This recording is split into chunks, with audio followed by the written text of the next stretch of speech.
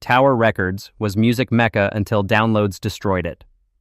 In the summer of 1960, 16-year-old Russ Solomon was working the register at his father's Sacramento pharmacy when he noticed something peculiar. Customers weren't just coming in for aspirin and bandages anymore. They were gravitating toward a small corner display of 45 RPM records that Russ had convinced his dad to stock.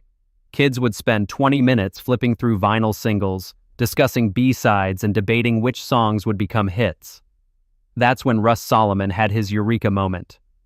Music wasn't just entertainment, it was a social experience, and retail could be the stage for that experience. What started as a tiny record section in Tower Pharmacy would eventually become Tower Records, the world's most influential music retailer, a cultural institution that defined how generations discovered and consumed music. For over 4 decades, Tower Records wasn't just a store chain, it was music mecca, the place where artists launched careers, fans found their tribes, and entire musical movements took root. Tower's iconic yellow and red logo became synonymous with musical discovery itself, their stores serving as community centers for music lovers across 6 continents. But by 2006, this retail empire that had survived the transition from vinyl to cassette to CD would find itself completely unprepared for the digital revolution that would ultimately destroy it. The Tower Records origin story reads like a California dream, fueled by the same countercultural energy that gave birth to Silicon Valley and Hollywood. After noticing the success of those pharmacy records, Russ Solomon convinced his father to let him expand the music section, and by 1960, Tower Records was officially born in the back corner of Tower Pharmacy. Solomon's vision was revolutionary for its time: create a record store that felt more like a musical library than a retail outlet. While other record stores kept inventory behind counters and limited customer browsing, Tower Records let customers touch everything, listen to albums, and spend hours exploring. The store's layout became legendary, with listening stations scattered throughout and knowledgeable staff who were genuine music enthusiasts rather than just salespeople. Solomon hired employees based on their musical knowledge and passion, creating a workforce that could recommend obscure B-sides to jazz aficionados and explain the differences between British and American punk to curious teenagers. This approach paid off spectacularly. By 1968, Tower Records had outgrown its pharmacy corner and moved to a standalone location on Watt Avenue in Sacramento. The success was so dramatic that by 1970, Solomon opened Tower's second location on Bay Street in San Francisco, bringing the Tower experience to the heart of the counterculture movement. The timing couldn't have been more perfect. As rock music exploded in the late 60s and early 70s, Tower Records became the place where music fans went to discover new sounds, and where record labels sent executives to gauge what was actually selling to real customers. The 1970s marked Tower Records' transformation from regional success story to national phenomenon, driven by an expansion strategy that was equal parts ambitious and risky. In 1971, Solomon made the boldest move in Tower's history by opening a location on Sunset Strip in West Hollywood, directly in the heart of the music industry. The Sunset Strip Tower wasn't just another record store, it was a statement of intent, a 20,000-square-foot temple to music that operated 365 days a year until midnight. The store's grand opening drew massive crowds and cemented Tower's reputation as the place where music industry insiders, famous musicians, and passionate fans could all browse side by side. Record label executives would visit Sunset Strip Tower to see which albums were prominently displayed and which artists were being recommended by staff, essentially making Tower Records a tastemaker with real industry influence. The success of Sunset Strip Tower proved that Solomon's concept could work anywhere there was a passionate music community. Throughout the 1970s, Tower Records expanded methodically, opening locations in major metropolitan areas and college towns where music culture thrived. Each store maintained the same philosophy: vast selection, knowledgeable staff, and an environment that encouraged discovery and discussion. By 1979, Tower Records operated 20 stores across California and had begun expanding beyond state lines. The company's growth was funded entirely through revenue, avoiding the debt that would later plague many retail chains. This organic expansion approach allowed Tower to maintain quality control and ensure that each new location lived up to the brand's reputation for musical authenticity and comprehensive selection. The 1980s represented Tower Records' golden age, as the company rode the wave of several technological and cultural shifts that seemed tailor-made for their business model. The introduction of the compact disc in 1982 created a massive opportunity for music retailers, and Tower Records capitalized brilliantly by becoming one of the first chains to fully embrace the new format. While many competitors hesitated to stock CDs due to their higher wholesale cost, Tower Records bet big on the format, dedicating significant floor space to CD sections and training staff to explain the superior sound quality to customers. This early adoption paid off spectacularly as CD sales exploded throughout the decade, generating higher profit margins than vinyl or cassettes. Tower's CD selection became legendary, with stores stocking everything from mainstream hits to obscure imports and limited editions that couldn't be found anywhere else. The company's international expansion also began in earnest during the 1980s, with Tower Records opening locations in Japan in 1981, marking the beginning of what would become a global empire. The Japanese Tower Records stores became cultural phenomena in their own right, with some locations spanning multiple floors and stocking over 500,000 different titles. By 1985, Tower Records operated 45 stores in the United States and had established international presence in Japan and the United Kingdom. The company's annual revenue exceeded $100 million, making it the largest independent record retailer in the world. Tower's influence on music culture during this period cannot be overstated. The chain's buyers had enough power to influence which albums record labels prioritized for promotion, and Tower's in-store displays could make or break new releases. Musicians regularly visited Tower stores to check on their album placement and sales performance, treating Tower employees as informal industry consultants. As the 1990s began, Tower Records seemed unstoppable, expanding internationally at a breakneck pace while maintaining its reputation as the ultimate destination for serious music fans. The company opened stores in major cities across Europe, Asia, and South America, with each location adapted to local musical tastes while maintaining Tower's core philosophy of comprehensive selection and knowledgeable staff. By 1995, Tower Records operated over 180 stores worldwide, including flagship locations in Tokyo, London, and New York City that became tourist destinations in their own right. The company's annual revenue reached $1 billion, cementing its position as the world's largest music retailer.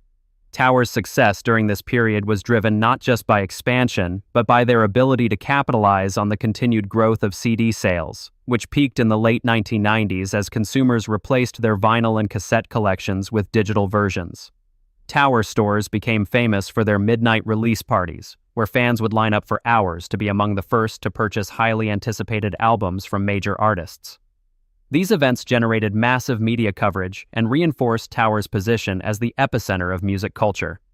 However, beneath the surface success, warning signs were beginning to appear.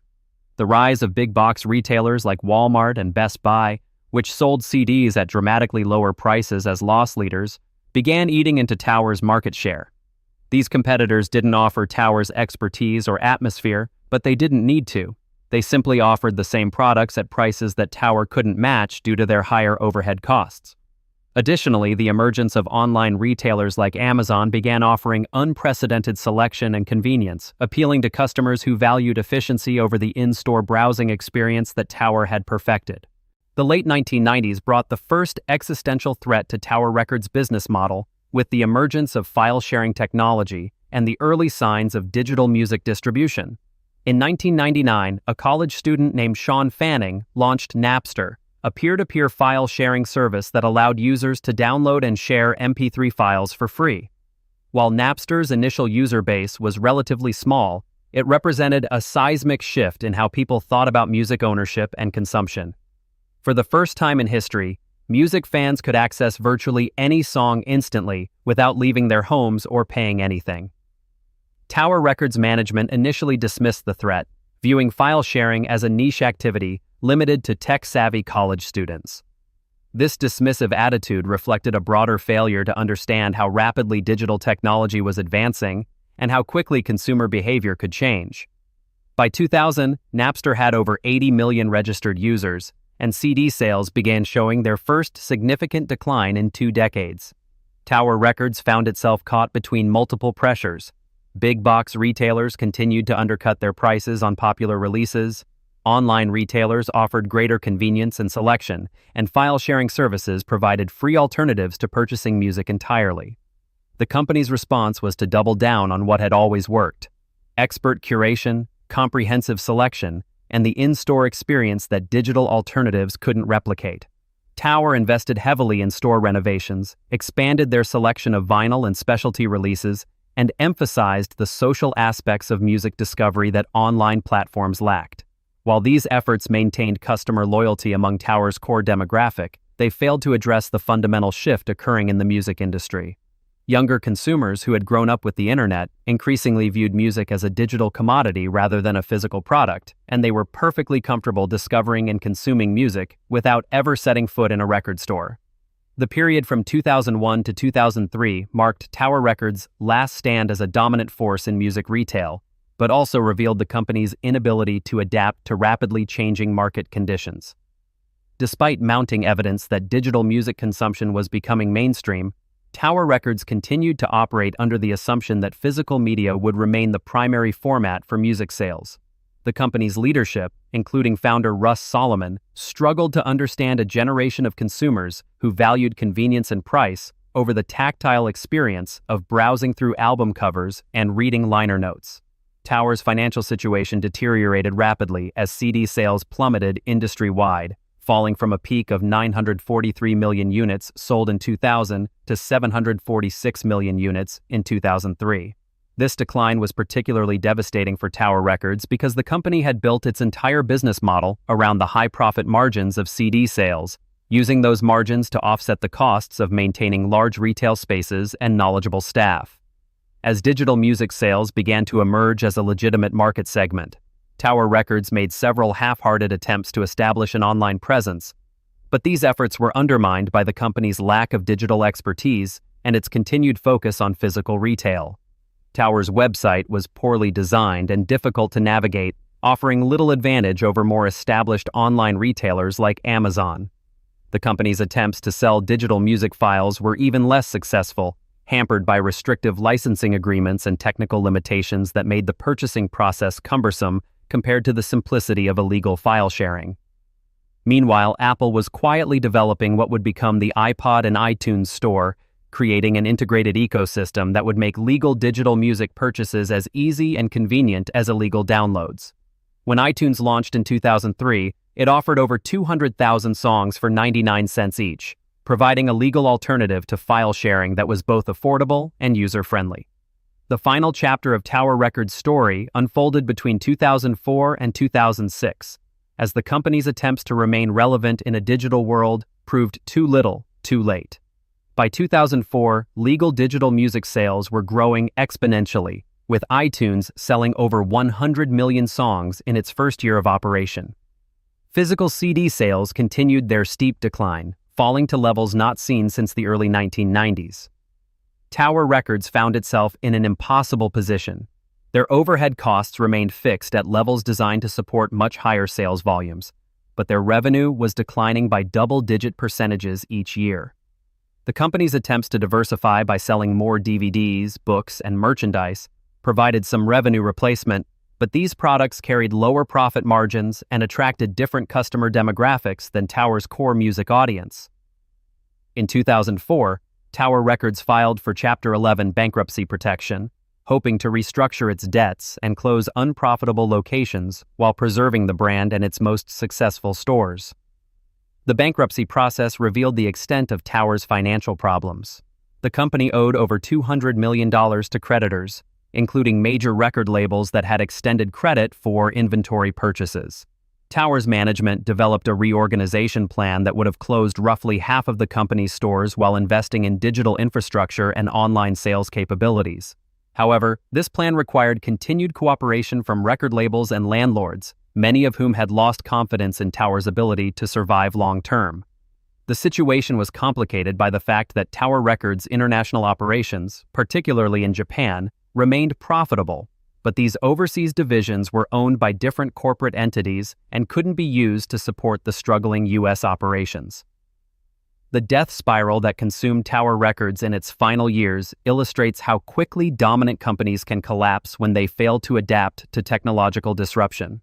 Throughout 2005, as Tower Records attempted to emerge from bankruptcy, the digital music revolution accelerated beyond anything the company's leadership had imagined possible. iTunes sales exploded to over 500 million song downloads, while new streaming services and subscription models began appearing that would further erode the market for physical music sales. Tower's attempts to compete in this new landscape were hampered by outdated technology systems, lack of digital expertise, and a corporate culture that remained fundamentally oriented toward physical retail. The company's stores, which had once been destinations for music discovery, increasingly felt like museums displaying an obsolete format. Younger consumers who might have once spent hours browsing Tower's racks were instead discovering new music through MySpace, Last.fm, and other online platforms that offered social networking features Tower couldn't match. Even Tower's core customer base of serious music collectors began shifting their purchasing habits, buying rare and collectible items through eBay and other online marketplaces that offered better selection and competitive pricing. By late 2005, it became clear that Tower Records' reorganization efforts were failing. The company's sales continued to decline, and several major creditors withdrew their support for the restructuring plan. In October 2006, Tower Records announced that it would liquidate all of its U.S. operations, closing 89 stores and eliminating over 3,000 jobs. The liquidation process became a media spectacle, with news outlets treating it as the symbolic end of the physical music era. Longtime customers flocked to closing stores to purchase final mementos, while music industry veterans reflected on Tower's role in shaping popular culture for over 4 decades. The legacy of Tower Records serves as both a cautionary tale about technological disruption and a reminder of what the music industry lost when physical retail disappeared. At its peak, Tower Records was more than just a place to buy music. It was a cultural institution that fostered community, discovery, and the deep appreciation of music as an art form. Tower's knowledgeable staff members served as informal music educators, introducing customers to genres and artists they never would have encountered otherwise. The company's stores provided gathering places for music fans, venues where like-minded people could meet and share their passion for particular genres or artists. This social aspect of music consumption largely disappeared with the shift to digital purchasing and streaming, replaced by algorithm-driven recommendation systems that, while efficient, lacked the human insight and serendipity that made Tower Records special.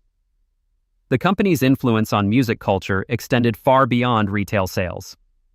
Tower's buyers and staff members wielded significant influence over which artists received exposure and support, often championing underground or international acts that major labels ignored. Many musicians credit Tower Records with helping them build their careers by providing a platform for their music to reach passionate fans. The chain's international operations also served as crucial bridges between different music scenes, importing Japanese noise rock to American audiences while introducing European electronic music to Asian markets. Today, over 15 years after Tower Records' collapse, the music industry continues to grapple with the consequences of the digital revolution that destroyed it. While streaming services have solved the convenience and pricing issues that drove consumers away from physical retail, they have created new problems around artist compensation and music discovery. The death of Tower Records marked the end of an era when music retail was a thriving ecosystem that supported not just major label releases, but also independent artists, niche genres, and the passionate communities that surrounded them.